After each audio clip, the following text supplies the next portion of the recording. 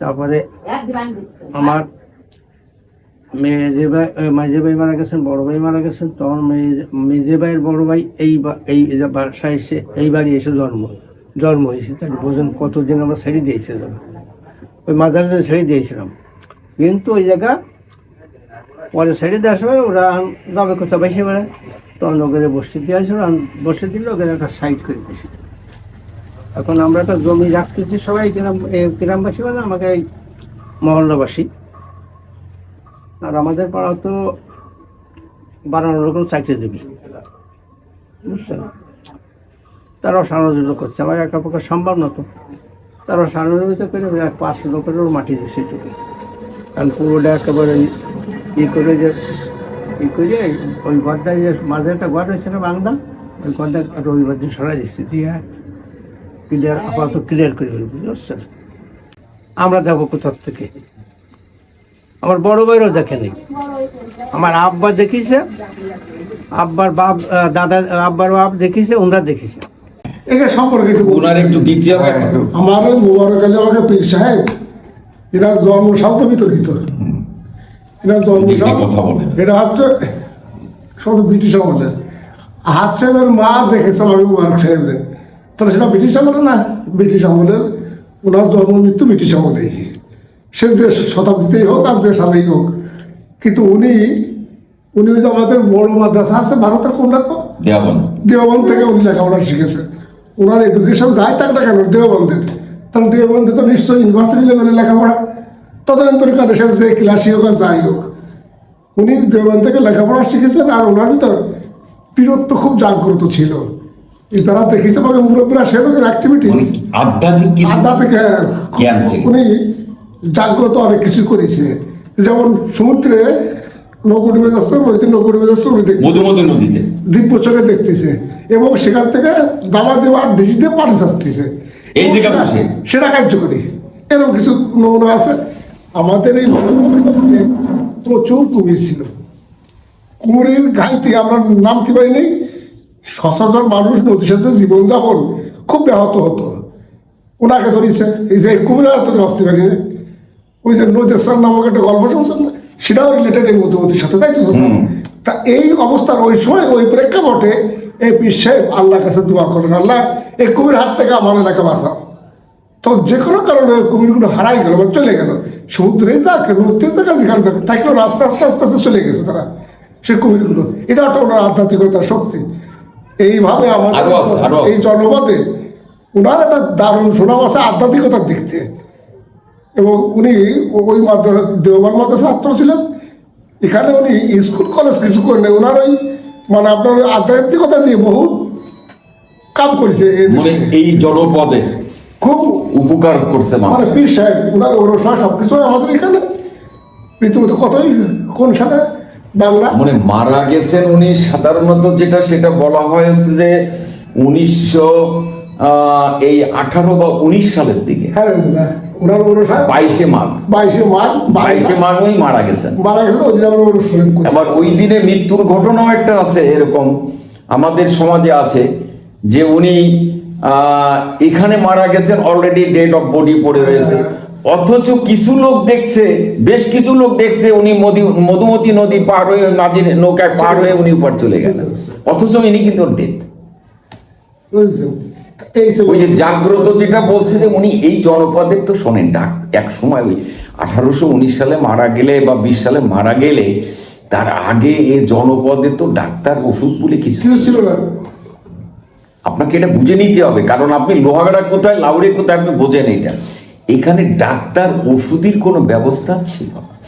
এই পানি পড়া তেল পড়া যাই কিছু দিয়ে এবং উনি ওনার আধ্যাত্মিকতার ভিতর দিয়ে এই জনপদের মানুষগুলোকে বাঁচায় রাখতেছে এবং পীর হিসেবে খ্যাত। এগুলো ওনারা ওরস শরীফ করে এবং ওনাকে স্মরণ করে এই মৃত্যু দিন। পাগলা কার ওনার কাজ ছিল উঠে যায়, এই তো তোর নৌকো থাকে দাবাতে এই যে এখানে বসে দামা শেষতিছে ওদিকে নৌকা খালি হয়ে যাচ্ছে। কিন্তু বিষয়টা এই যে কতগুলো অ্যাক্টিভিটি ছিল ওই জন্য পাগল বলতো। মানে ওনার চলাফেরাটা আলেম শিক্ষিত হলেও কিন্তু ওই আমাদের বেশি কিন্তু উনি চলতেন না, ওই সাধারণ জনগণের বুঝছেন মানে ওই আধ্যাত্মিকতার কারণে উনি একটু পাগলা পাগলা মনে ধরেন একটু না বলেন একদম সেরে বই তোর আইতে যাচ্ছে হুজুর হুজুর হুজুর আমার এই কাঁঠালের গাছটা কাঁঠালের মুসি থাকতেছে না ধরতেছে সে মুসি অবস্থা সব পড়ে যাচ্ছে বিরক্ত করলে আমার কাজে আসছো এটা খাই নিয়ে ওটা খাই পড়ে বাইরে থেকে হয়ে যাবে কাঁঠাল তো সারা খা কাল এই যে কতগুলো কাজ টেকনিক্যাল কাজ করতো উনি যখন তখন আর খুব ব্যস্ত থাকতো হাঁটাচলা খুব ব্যস্ত থাকতো ওই যার জন্য পাগল পাগল বাস চলাবে তাই কত ভাগ ডাকে আর আগে গেলে মানুষ তো কথা কথা ভাবতো না কিছু আগাগুলো না বুঝে এক কথা কই ফেলতো ওইটাই ওই যেখানে কবরটা দেখছেন কিনা আমি জানি না তার পূর্বী পাশে আছে কবর ওই ওনার বংশগুলির ছবি ওইটা ওই পাশের দিয়ে পূর্বী পাশে যা আছে সব ওনার সব ওনার বংশের লোক ওই যে বললাম যে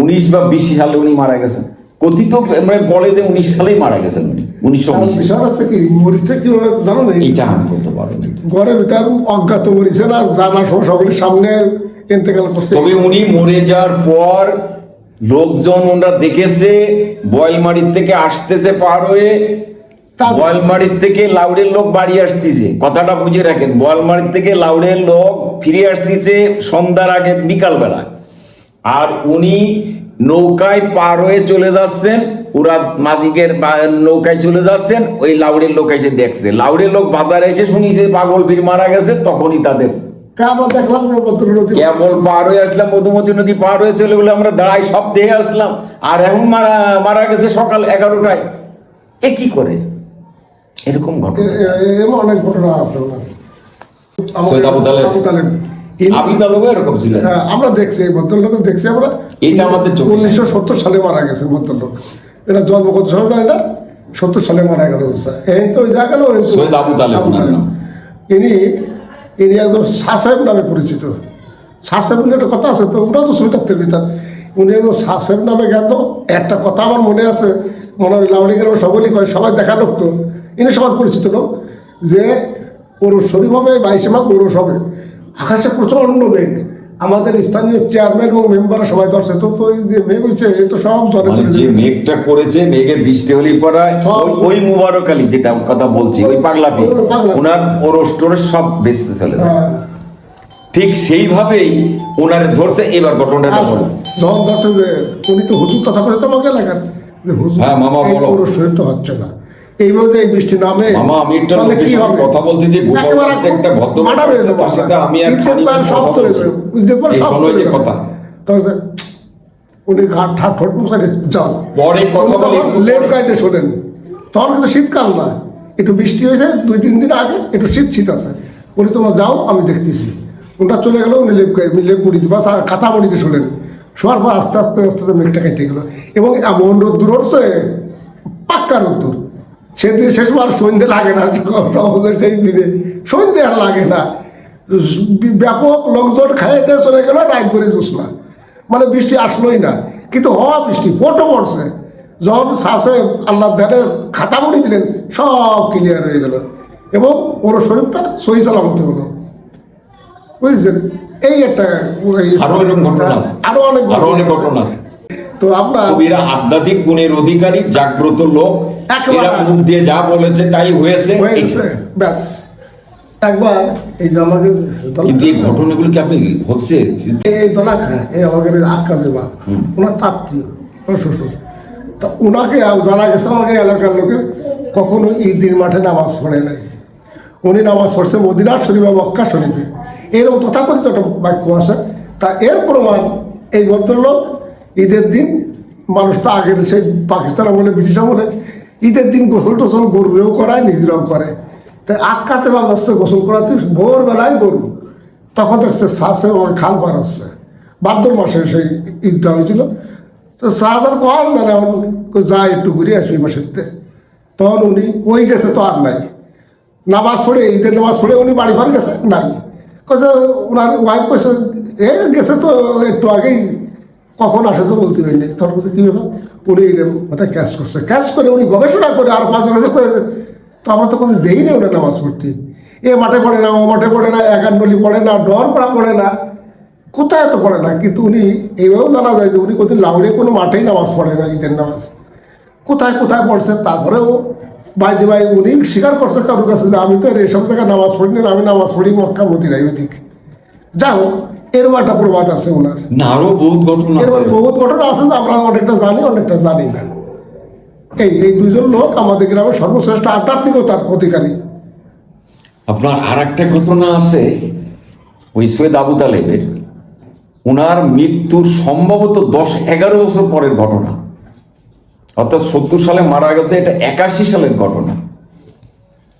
একটা লোক লাঙ্গল চষতেছে ওই যে কুল্লে কুচামোড়া, হ্যাঁ, বুঝলে বুঝতে পারলাম। কুল্লে কুচামোড়াটা হচ্ছে আপনার শালকের ভিতরে মনে হয়, শালকের ভিতর। তো ওই পেটের এত বেদনা উঠেছে, সে যন্ত্রণায় ছটফট করতেছে মাঠের ভিতর, কিন্তু তার আশেপাশে আবার কোনো লোকজনও নাই। তো ওই শেষ পর্যন্ত ওই লোকটা, মানে তার যে ভাষ্য তাই বলতেছি, ওই হাতালির পর শুয়ে পড়ে গরু দাঁড়াই করে থুয়ে সতর্কবার দিয়ে ওই প্যাট ডোলে চিল্লা ছটফট করতেছে। আস্তে আস্তে ওই সৈয়দ আবু তালেব ওনায় হাজির, মৃত্যুর 11 বছর পর। কেসে আর হুজুর আমি পেটে জ্বালামি শেষ হয়ে গেল। ওটা লেবাসে থাকতো সবসময়। তাহলে তো পেটে জ্বালাইছে, তুই একটু পানি আনতে পারবি কোথার থেকে?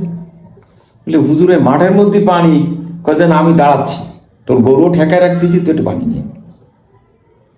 তা পরবর্তীতে ওই আশেপাশে বাড়ির থেকে যে কোথা থেকে মোটামুটি 1 গ্লাস মগ ভরে পানি নিয়ে আসতো, আইনি দিয়ে পড়ে দিয়ে বলো তুই খা, এই 1 সপ্তাহ ধরেই পানিটা খাবি, আল্লাহ মাফ করলি, মাফ হয়ে যাবে, আর হবে না। তো যাই হোক, পরে ভক্তি করেই, যেহেতু মাঠের মধ্যে এই টাইমে কে আসবে না আসবে এটা একটা পার্টিকুলার ব্যাপার, পরবর্তীতে এইটাকে নিয়ে ও বাড়ি যেয়ে ঠিক মতো, মানে ওর খাওয়ার পর থেকেই ভালো লাগতেছে, যার ফলে ইচ্ছাকৃতভাবে ভালো লাগাই বসতে ও টোটাল খেয়ে ফেলেছে। এবং 1 সপ্তাহের মধ্যে একদম মুক্ত, মানে আর হয় না। তো বছর 3 পরে ও পরিচয় দিয়ে আসছে, আমার বাড়ি লাহুরিয়া, আমার নাম সৈয়দ আবু তালেব, যদি কখনো তোমার প্রয়োজন হয় তা তুমি খুঁজে যেও। এই বলে দিয়ে আর নাই, এরপরে আর নাই। 3 বছর পরে ওই লোক এই লাহুরিয়াতে আইসে বাজারে বিভিন্ন নামটা 3 বছর পরে নামটা কিন্তু ওর একটু হালকা হালকা হারাই ফেলিছে, মানে হারাই ফেলিছে। তারপরে ওই বলতেছে যে এরকম লম্বা, এরকম ফর্সা চেহারা, এরকম সাদা ড্রেস, মাথায় এরকম ওড়না পরা, ঠিক এই ফেরেশতা দেওয়ার পর আস্তে আস্তে মানুষজন তখন বুঝে ফেলাইছে তো এই সৈয়দ আবু তালেবের কথা বলতেছে। তখন বলতেছে যে আপনার সাথে সাক্ষাৎ কত সালে হয়েছে? আজ থেকে 3 বছর, তাহলে কত সালে? 81 সালে। আরে ভাই, আপনি পাইয়ে তো নারায় ফেলিছেন, সে লোক মারা গেছিল 70 সালে, আর আপনি বলতেছেন 81 সালের কথা, আর আসলেন 3 বছর পরে। আপনি আর তারে খুঁজে, সে তো 70 সালে মারা গেছে।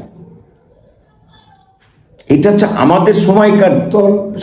এটা এই কারণটা বিবৃতি দেবে, এইভাবে আমি উপকৃত হয়েছি, তাহলে লাভে আসবো কেন?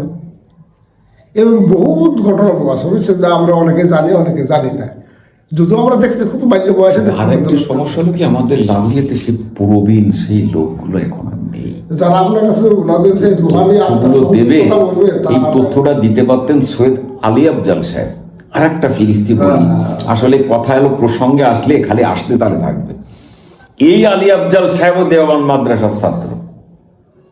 ওই যে ইনি বলতেছিলেন না যে উনি দেওবন্দে লেখাপড়া করছে, এই জায়গায় এইবার মেমোরিতে আইছে আমার। তো ওই আলী আফজাল সাহেব এই মাদ্রাসার প্রতিষ্ঠাতা, সৈয়দ আলী আফজাল সাহেব দেওয়ান মাদ্রাসার ছাত্র।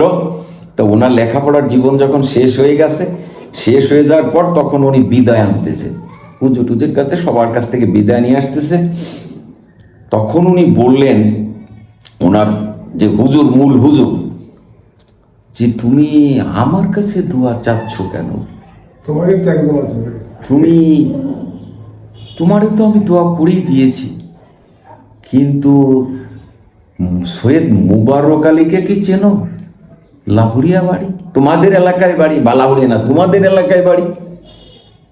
আলী আফজাল সাহেব বলে তখন থ হয়ে গেছে, মানে সে মুবারক আলী ফিরিস্তি দিচ্ছে, বলতিছে, তা বলে যে দোয়া নিলি তো উনার কাছে যাও, ওই দেখো অমুক জায়গা বসে আছে, উনার কাছ থেকে দোয়া নিয়ে এসো। তখন কিন্তু উনি ডেট ওই আলমী সাহেবের হিসাবে দিয়েছে ডেট, উনি মারা গেছে। তো বলছে ওনার কাছ থেকে দোয়া নেই, তোমাদের এলাকার লোক, আমি তো তোমার দোয়া করিয়ে দিয়েছি, যাও ওখান থেকে যেতে আসো। উনি ওইখান থেকে যে ওই জিনিসটা দেখে ফেলেছিল। কিন্তু ঘটনা হয়েছে কি, পরবর্তীতে ইনি এই কথাটা মনে টিকে রাখতে পারছিল না, অনেক সময় শুনতে হ্যাঁ, বলে ফেলিছে। বলে ফেলার পরে ওনার থেকে কিছুটা অনেক ওই জ্ঞান আধ্যাত্মিক হারিয়ে ফেলেছিল। ওই কারণে আমি সমাজটা এই কথা শুনেছি, উনি বলতেন এই কথাটা উনি সভাপতি প্রধান বক্তা ছিল, তো শেষ বক্তা অনেক পরে, মৃত্যুর অনেক পরে।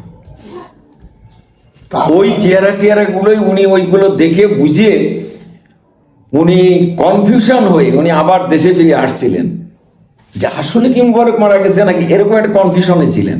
পরবর্তীতে এসে দেখলো যে মাথার টাথা সব খবর, সব বান্দা। এবং যারা ওনাকে পাগল হিসেবে ট্রিট করছে তারা কিন্তু উনি মরে গেলে ওইখানে কবর দিতে, পাকা অবস্থা করতে কোনো দ্বিধাবোধ করে নাই। যা যে পয়সা করেছিল সব ঝাড়ে করে দিয়ে কবরটার মাথার টাথার মাঝে একেবারে কমপ্লিট সরতে পারে। তাহলে ওর সময় আরো কয় নাকি। তবে আধুনিক সমাজ ব্যবস্থায় আর জামাতের উত্থানের ফলে আপনার লেখনী তো ওটা তুলে দেবেন। জামাতের উত্থানের ফলে এদেশে কবর বাঁধানো নাজায়েজ হয়ে গেছে, নাজায়েজ। ওরা এখন ওদের শরিয়া অনুযায়ী দেখাচ্ছে যে কবর বাঁধানো যাবে না, কবর হবে, কবর হবে, কবর ভাঙ্গে ফেলতে হবে, ওখানে আরো কবর হবে। তা ইনাদের এরকম কর্মকাণ্ড, এই যে সৈয়দ আলী আফজাল সাহেব যদি বেঁচে থাকতেন আজকে, উনি 88 সালে মারা গেছেন, উনি ওই সবকিছুই জানতেন, কারণ উনিও আল্লাহ লোক ছিলেন। আমাদের এখানে ঐতিহাসিক লোক ছিল, মেলা বয়সে তো মরছে। কারণ উনার আল্লাহ তাআলা যেমন বডি দিছিল, ওরকম একটা বডি আলার লোক আমার লাউড়িয়াতে জন্ম নেয়নি কেউ এখনো। 2 নম্বর আছে, আল্লাহ তার সিহারাও যেমন দিয়েছিল, আর উনি যখন সাদা পাগড়ি দিয়ে সাদা পোশাক ড্রেস পরতে বলছেন, ওনার যে দেখতো সেই পাতদলি নিত। এবং এত নুরানি চেহারা, মানে মানে মার্বেলার চেহারা, যেটা বলার অপেক্ষা রাখে না। আল্লাহ বডিও দিয়েছিলেন, আছে নাকি আমার জানা নাই, আমি জিজ্ঞাসা করিনি কোনোদিন। মনে এরকম একটা সুপুরুষ আমাদের এলাকায় নেই, এখনো জন্ম নেয়নি। এবং ওই মাদ্রাসার প্রতিষ্ঠাতা অধ্যক্ষ, উনি প্রতিষ্ঠাতা। এইটুকুই, এর বাইরে যা আছে আমাকে জানান, আমাকে শান্তির বাইরে সেটা। তারপরে মাঝে মাঝে ঘটনা যাতে আলোচনা করতে গেলে অনেক সময় মনেই চলে আসে, বুঝছেন। কিন্তু কথাটা হচ্ছে যে, যেমন আমাদের নবী হযরত মুহাম্মদ সাল্লাল্লাহু আলাইহি ওয়াসাল্লামের মৃত্যুর কয়েকশো বছর পরে ওই যে বুখারী শরীফ টরীফ আল হানিফাটা এরা গিয়েছিলেন হাদিস কালেকশন করতেন। আমাদের অবস্থাটাও তাই হয়েছে, যেই মারা গেছে 100 বছরের উপরে, আমাদের জন্ম আছে 63-62 সালে জন্ম। কথাটা বুঝেছেন, আমাদের ওই শুনতে শুনতে এখন আমরা শোনা যেটুকু শুনছি সেইটুকু, কেন চোখের সামনে দেখার সুযোগ আমাদের কারোর হয়নি। আমাকে একজন বাবু তবে এই সৈয়দ মুবারক আলী সাহেবের যে পাগড়িটা ছিল, জনাব আপনার আহাদ সাহেবের নাম শুনছেন কিনা, যশোরের, উনি কিন্তু ধনী ব্যক্তি ছিলেন, শিল্পপতি বা আহাদ সিমেন্টও ছিল ওনার, ওই যে আহাদ জুট মিল আছে যশোরে, এই আহাদ জুট, ওই আহাদ সাহেবের বাসায় যে শোকেসটা আছে, শোকেসের মধ্যে ওনার পাগড়িটা এখনো সংরক্ষিত, এখনো সংরক্ষিত আছে পাগড়িটা, আমি নিজেও দেখছি। উনি ওনার ভক্ত, ওই পরিবারটাই ওনার ভক্ত, চরম ভক্ত, যেটা বলার অপেক্ষা রাখে। কারণ এই ওরস করতে ওরা ম্যাক্সিমাম টাকা পয়সা ওরা আগে দিতেন, আজ 3-4 বছর এটা বন্ধ করে দিয়েছেন, ওরা দেন না যে কোনো কারণে, কারণ আছে নাই। কমিটি করে এটা, তারা ওনার এই পাগড়িটা আহাদ সাহেবের বাসায় যশোরে শোকেসের মধ্যে রয়েছে। আচ্ছা, মনে করে এই পাগড়ি গুলো কঠিন, অত হুজুরির দোয়া এই পাগড়ি, অত পাগড়ি সরানো যাবে না। কারণ ওই আহাদ সাহেবের মা ওনারে ভক্তি করতেন, দেখা যায় আহাদ সাহেব করতেন, আতিয়া রহমান করতেন, ওই যে আজিজুর রহমান মাখন যেটা ছিলেন চেয়ারম্যান লাউলিয়া, সে নিজে ঘাড় বেঁধাই এগুলো সবগুলো ওই রোস্টোস করতেন। এটা 12-14টা গরু জবাই করে দিয়েও ওরস হয়েছে এক সময় স্বাধীনতার আগে। এই আজ সাহেবরা ডোনেট করে। কারণ ওই ওনার গ্রহণ করতেন, আর ওই যে আজিজুর রহমান মাখন ওই যে আজ সাহেবের মেজো ভাইকে তো 71-এ 6 মে খুন করে ফেলে। কেন আজ জনবা সাহেবের তো আত্মীয় বাড়ি তো গোপালগঞ্জে, গোপালগঞ্জে আপনার রাতল মুন্সি বাড়ি, ওই মুন্সিরা হচ্ছে ওনার শ্বশুর বাড়ি। শ্বশুর বাড়ি আজ সাহেবের ওই মাখন চেয়ারম্যানের আবার আজ সাহেবের মামা বাড়ি ওই মুন্সি বাড়ি, ওই রাইতুল মুন্সিরা তো বড় চিনেছে উনি চিনেছেন, মুন্সিকে চিনেছেন। তো ওনারা ওই জায়গার রিলেটেড। আর আমাদের ওমর সাহেবের পরিবারের সাথে ওনারা খুব কমিটেড ছিল। পাগড়িটার কথা আপনি একটু আপনার লেখনীতে যদি আসে আপনি লিখবেন যে এখনো অক্ষত আছে। শিল্পপতি জনাব SM আজ সাহেবের যশোরের বাসায় শোকেসের মধ্যে পাগড়িটা এখনো সংরক্ষিত আছে, এবং ওনার মাও খুব ভক্তি করতেন। ওনারা সবাই সবকিছু আসবে। এটা একটু সাজায় নিয়ে না, সময় সংক্ষিপ্ত আর কি বলবো। দেওয়ান মাদ্রাসার ছাত্র, এবং দেওয়ান মাদ্রাসায় উনি মৃত্যুর পরেও ওখানে ওনারে পাওয়া গেছে বাংলাটা আছে। এখন এইটা তো আজকালকার লোকজন বিশ্বাস করবে না এটা।